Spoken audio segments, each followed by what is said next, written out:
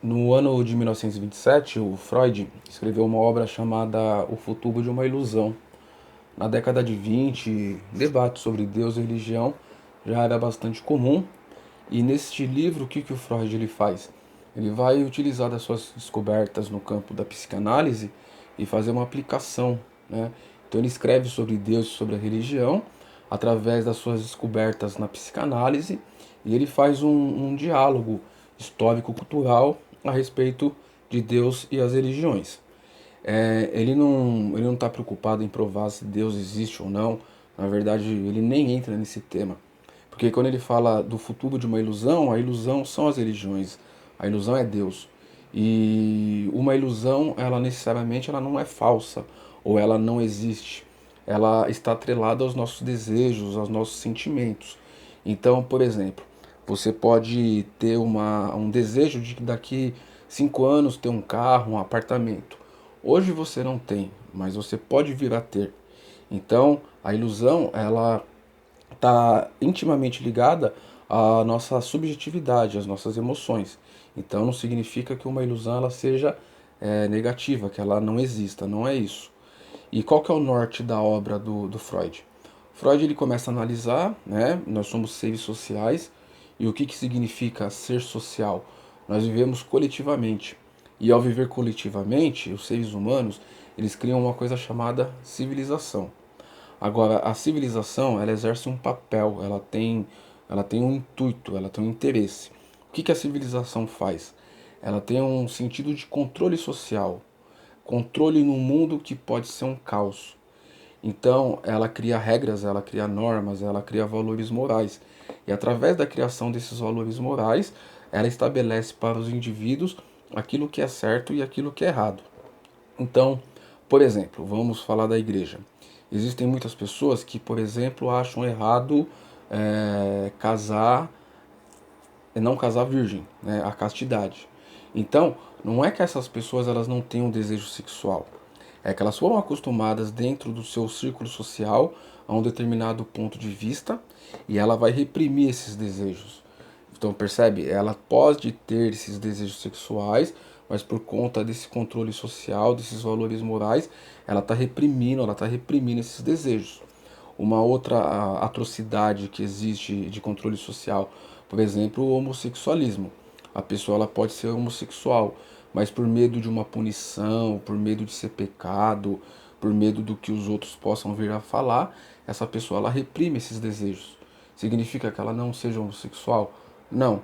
Significa que por conta desse controle social, ela está reprimindo cada vez mais esses desejos. Então, o papel da civilização é esse controle organizativo da sociedade. E por que acaba acontecendo isso? Porque nós somos animais instintivos. Nós temos desejos, nós temos pulsões, nós temos vontades. E a civilização ela vai frear, ela vai tentar colocar uma parede na realização desses desejos que nós temos. E um desses sentimentos que nós temos, uma dessas emoções que é a mais forte, é o sentimento de medo e o sentimento de desamparo, de temor. Porque nós seres humanos, nós somos seres muito frágeis, tanto emocional como fisicamente. Eu tô aqui agora com vocês. Eu posso ter um infarto e morrer. Eu posso amanhã atravessar a rua, um carro me pegar e eu morrer. Eu não tenho muito controle sobre a minha vida. Então o medo da morte, o medo do acaso, o medo do desconhecido, ele nos acompanha. Você pode estar com seus amigos hoje, com seus familiares, aí acontece alguma tragédia que a sua vida vira de cabeça para baixo. Então nós seres humanos, nós somos frágeis nesse sentido de não controlar a nossa vida e paralelamente em comparação à natureza, às forças naturais. Hoje nós avançamos muito tecnologicamente, mas é só ter um furacão, um tsunami, nós vemos as tragédias que acontecem, né? Então as forças naturais ela exerce um medo porque nós também nós não conseguimos controlá-la. Então, qual que vai ser a linha de análise do Freud? Por nós sermos seres tão medrosos e desamparados, nós estamos procurando proteção. Nós vamos sempre procurar proteção. O bebê ele estava no útero, aí ele nasceu. Qual é o primeiro símbolo de proteção dele? Geralmente é a mãe, porque o bebê ele vai ter o desconforto, ele vai ter a fome, vai ter frio, ele começa a chorar, a mãe vai, geralmente é a mãe, né, 99% dos casos, e dá de amamentar, coloca a coberta, enfim, satisfaz aquele símbolo de desconforto. E aí, conforme nós vamos crescendo, esse símbolo da mãe, ele passa aos poucos a ser substituído pelo pai. Uma sociedade patriarcal. Não à toa que as figuras, os símbolos, as metáforas de Deus e deuses, geralmente são homens, o patriarca forte, poderoso, onipotente, que controla a natureza. É muito esse estereótipo. Só que essa proteção patriarcal, ela cria um certo problema, porque ao mesmo tempo que o indivíduo ele aceita essa proteção, ele começa a questionar essa proteção. Por quê? Porque nós estamos crescendo e criando autoconsciência. Ao criar autoconsciência, nós passamos a questionar esses valores que nos foram colocados. Só que aí o que vai acontecer? Esse medo da morte, esse medo do acaso, ele continua presente na nossa vida. E aí vai ser a sacada do Freud. Ele diz que nós fazemos o quê? Nós apenas substituímos o protetor. Agora é um ser imaginário, é um ser poderoso que controla e que está presente no decorrer de toda a nossa vida. Então, o Freud ele vai falar o quê? Que isso não passa de uma neurose infantil universal. Nós, enquanto seres humanos, ainda nós somos muito infantilizados. Nós temos medo de tudo, nós procuramos uma proteção, nós procuramos amparo, nós ainda não estamos dispostos a enfrentar todos os problemas que a vida nos traz. Só que, como a obra chama-se O Futuro de uma Ilusão, qual que é o futuro dessa ilusão? Qual que é o futuro das religiões?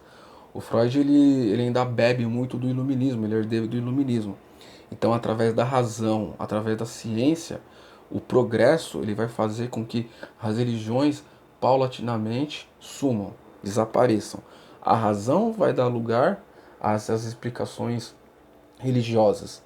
Tanto que num desses diálogos, ele fala assim, é muito difícil você conversar com um religioso.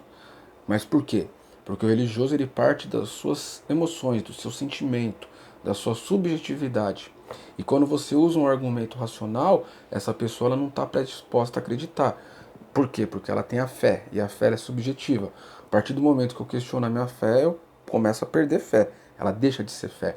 Então o futuro da razão, o futuro de uma ilusão vai ser a substituição de Deus, de deuses e religiões pelo uso racional, pelo uso científico, o uso tecnológico, o avanço cada vez mais da nossa sociedade usando a razão como norte e não explicações religiosas e imaginárias. Beleza, pessoal?